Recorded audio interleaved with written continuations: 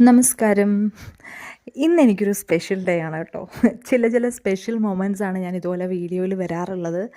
അപ്പോൾ ഇന്ന് special day ആണെന്ന് പറയാൻ കാരണം എനിക്കിത് സെക്കൻഡ് ടൈമാണ് നാട്ടിൽ നിന്ന് കൊറിയർ ചെയ്യുന്നത്. അത് എനിക്കിഷ്ടപ്പെട്ട സാധനങ്ങളൊക്കെ ചെയ്യുന്നത്. അപ്പോൾ ഇത്തവണ എന്താ പറയുക, എന്നോട് പറഞ്ഞിരുന്നു അയക്കുമെന്ന്.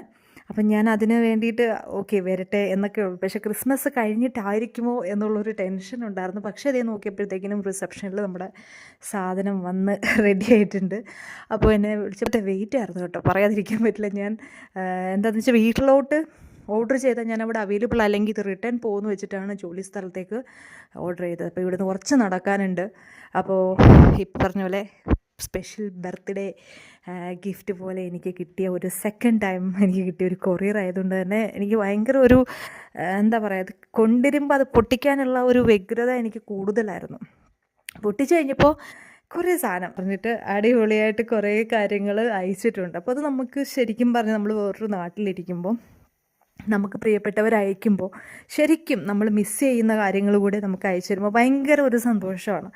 അപ്പോൾ ക്രിസ്മസ് ആണ്, പിന്നെ ഈ പറഞ്ഞ പോലെ എനിക്ക് ബർത്ത്ഡേയുടേതായിട്ടുള്ള ഒരു സ്പെഷ്യൽ മൊമെൻ്റാണ്. ഫസ്റ്റായിട്ട് എനിക്ക് എന്താ പറയുക, ജർമ്മനിയിൽ ആദ്യത്തെ എൻ്റെ ക്രിസ്മസ് ആണ്. അപ്പം ഞാൻ കുറേ എക്സ്പെക്റ്റേഷൻ ഒന്നും വെച്ചിട്ടൊന്നും ഉണ്ടായിരുന്നില്ല. പക്ഷെ നമ്മുടെ ചെറിയ സന്തോഷങ്ങൾ നമ്മുടെ ഉള്ളിൽ തന്നെ നമ്മൾ എങ്ങനെയാണോ, നമുക്ക് കിട്ടുന്ന സമയം എങ്ങനെയാണോ മറ്റുള്ളവർക്ക് ബുദ്ധിമുട്ടുണ്ടാകാതെ എന്നാൽ ആരുടെയും ടൈം സ്പെൻഡ് ചെയ്ത് വെറുതെ അവരെ ഇൻവോൾവ് ചെയ്യിച്ച് അവരുടെ ടൈം കളയാതെ എനിക്ക് എൻ്റെ കാര്യങ്ങളൊക്കെ സ്വന്തമായിട്ട് തന്നെ എന്താഘോഷമാണെങ്കിലും ചെയ്യാനൊക്കെ എനിക്ക് വളരെ ഇഷ്ടമാണ്. പിന്നെയും ഈ പറയുന്ന പോലെ തന്നെ ഫാമിലി ഉണ്ടെങ്കിലെല്ലാം നമ്മൾ ചെയ്യും. പക്ഷേ നമ്മൾ ഫാമിലിയുടെ കൂടെ അല്ലെങ്കിൽ നമ്മുടെ പേരൻസ് ഒന്നും ഇല്ല എന്നുണ്ടെങ്കിൽ നമ്മൾ തന്നെയാണ് കാര്യങ്ങൾ ചെയ്യുക.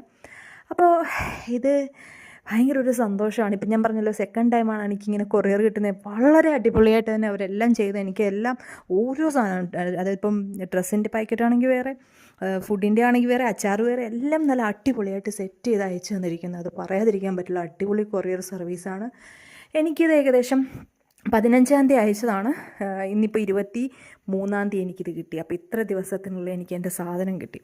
അപ്പോൾ അത് വലിയൊരു സന്തോഷം.